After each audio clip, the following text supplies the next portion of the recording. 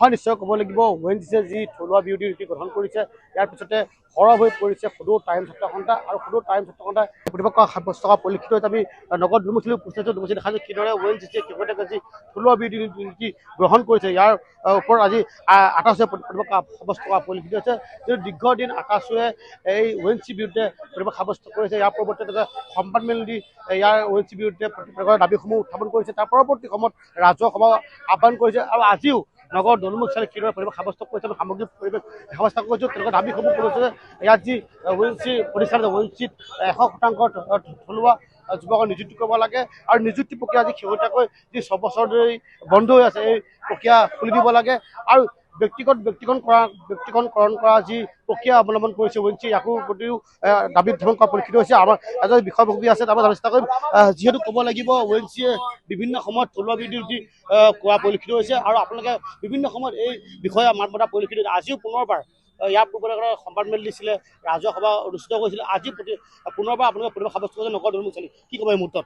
নিশ্চয়কৈ ONGCয়ে যি থলুৱা বিৰোধী নীতি গ্ৰহণ কৰিছে তাৰ বিপৰীতে টাইম ছাত্ৰ সন্থাই আজি প্ৰতিবাদ সাব্যস্ত কৰিছোঁ। বিভিন্ন সময়ত দেখিবলৈ পালোঁ যে ONGCয়ে কোটি কোটি টকাৰ বছৰৰ পিছত বছৰ ধৰি ৰাজহ সংগ্ৰহ কৰিছে, কিন্তু ইয়াৰ বিপৰীতে শিৱসাগৰবাসী ৰাইজক যি ধৰণে সহযোগিতা আগবঢ়াব লাগিছিলে এই ক্ষেত্ৰত কোনো কাৰণে তেওঁলোকে সহযোগিতা আগবঢ়োৱা পৰিলক্ষিত নহ'ল। বৰঞ্চ যি এখন হস্পিটেল প্ৰদান কৰিছিল সেই হস্পিটেলখনত আচলতে দুখীয়া দৰিদ্ৰ সীমাৰেখাৰ তলৰ যিসকল ৰোগী আছে তেওঁলোকে তাত চিকিৎসা সেৱা ল'ব নোৱাৰে। মধ্যবিত্ত শ্ৰেণীৰ ৰাইজে তাত চিকিৎসা সেৱা ল'ব নোৱাৰে, কিয়নো তাত যিসমূহ মাচুল আকাশলংঘী মাচুলৰ মূল্য বৃদ্ধি, মাচুলৰ দাম, তাৰ কাৰণে ONGCয়ে তাত যি ধৰণে আচলতে এইবোৰ নীতি গ্ৰহণ কৰিছে ইয়াৰ বিপৰীতে টাইম ছাত্ৰ আমি প্ৰতিবাদ সাব্যস্ত কৰিছোঁ। ONGCয়ে ইয়াত যি ধৰণে আচলতে তেওঁলোকে ইয়াত কোটি কোটি টকা ৰাজহ সংগ্ৰহ কৰিছে তাৰ বিপৰীতে কিন্তু দুখীয়া দৰিদ্ৰ মেধাসম্পন্ন যিসকল ছাত্ৰ ছাত্ৰী আছে তেওঁলোকৰ ক্ষেত্ৰত কিন্তু কোনো ধৰণৰ সহযোগিতা আগবঢ়া আজি পৰিলক্ষিত হোৱা নাই। 100% থলুৱা নিযুক্তিকৰণৰ আমি যি দাবী উত্থাপন কৰিছোঁ সেই ক্ষেত্ৰত তেওঁলোকে সম্পূৰ্ণৰূপে এবাৰ আঁতৰিছোঁ। গতিকে ইয়াৰ বিৰুদ্ধে আমি টাইম ছাত্ৰ সন্থাই প্ৰতিবাদ সাব্যস্ত কৰিছোঁ। যেতিয়ালৈকে টাইম ছাত্ৰ সন্থাই দাবী কৰা এই আমাৰ দাবীসমূহ যেতিয়ালৈকে তেওঁলোকে ফুলফিল নকৰিব, যেতিয়ালৈকে দাবীসমূহ তেওঁলোকে সফল ৰূপ নিদিব, তেতিয়ালৈকে টাইম ছাত্ৰ সন্থাই প্ৰতিবাদ কৰিব।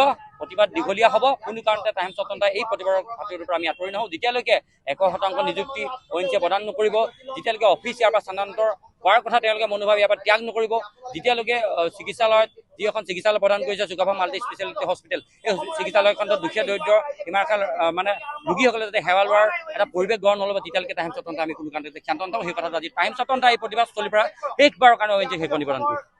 অন্যতম বিষয়ববী আছে আমি চেষ্টা কৰিম। যিহেতু ONGCয়ে প্ৰত্যেকবাৰে দেখিবলৈ পোৱা যায় যেন লোকচান হৈছে বুলি আৰুৱা দেখাই নিযুক্তি প্ৰক্ৰিয়া নকৰে, কি ক'ব এই মুহূৰ্তত? আচলতে আজি এতিয়া বিগত 10 বছৰে ONGCয়ে নতুনকৈ কোনো এমপ্লয়মেণ্ট জেনেৰেট কৰা নাই আৰু এমপ্লয়মেণ্ট জেনেৰেটৰ ক্ষেত্ৰত তেওঁলোকে কয় যে এই ONGC আচলতে আছাম এছেটৰ যিটো আমাৰ কাৰ্যালয় আছে আমাৰ ইয়াত তেওঁলোকৰ কোনো ধৰণৰ উৎপাদন হোৱা নাই বুলি কয়, কিন্তু এয়া সম্পূৰ্ণ এটা ভুল আৰু এটা ভ্ৰান্ত এটা ধাৰণা ৰাইজক দিবলৈ তেওঁলোকে চেষ্টা কৰিছে। কাৰণ যদি তেওঁলোকৰ উৎপাদন হোৱা নাই তেতিয়াহ'লে তেওঁলোকে ৰিগসমূহ ব্যক্তিগতকৰণ কি কাৰণে কৰা হৈছে, তেওঁলোকে মনে মনে কি কাৰণে ৰাইজক আভুৱা ভৰি পেলাই আচলতে কাৰ্যালয়বোৰ ইয়াৰ পৰা কিয় স্থানান্তৰ কৰিছে। গতিকে এয়া লুণ্ঠন আৰু এই লুণ্ঠন আচলতে শিৱসাগৰবাসী আৰু সহ্য কৰি নাথাকে। গতিকে আজি এই আন্দোলনৰ মজিয়াৰ পৰা আমি এটা কথা স্পষ্টভাৱে ক'ব বিচাৰিছোঁ, আগন্তুক দিনত যদি ONGCয়ে এই দাবীসমূহ যদি মানি নলয় তেনেহ'লে নিশ্চয় ইয়াতকৈ ভয়ংকৰ গণতান্ত্ৰিক আন্দোলন শিৱসাগৰবাসী ৰাইজে টাইম ছাত্ৰ সন্থাৰ উদ্যোগত কৰিবলৈ বাধ্য। সাজু কিদৰে প্ৰতিবাদ সাব্যস্ত কৰিছে নগৰ দলমুখ চালিত পুনৰবাৰ কৈছোঁ যে ONGCয়ে যি থলুৱা বিৰোধী নীতি গ্ৰহণ কৰিছে BJP বিৰুদ্ধে আজি প্ৰতিবাদ সাব্যস্ত হোৱা পৰিলক্ষিত হৈছে। তেওঁলোকে যিসমূহ দাবী উত্থাপন কৰিছে দাবীসমূহ অতি শীঘ্ৰে তেওঁলোকে ৰূপায়ণ কৰিবলৈ ONGCক অনুৰোধ জনাইছে। যদি ONGCয়ে অতি শীঘ্ৰে এই দাবীসমূহ যদি ৰূপায়ণ নকৰে অন্যথা কিন্তু ইয়াতকৈ জংগী আন্দোলন কৰিব বুলি হুংকাৰ প্ৰদান কৰিছে আকাশে।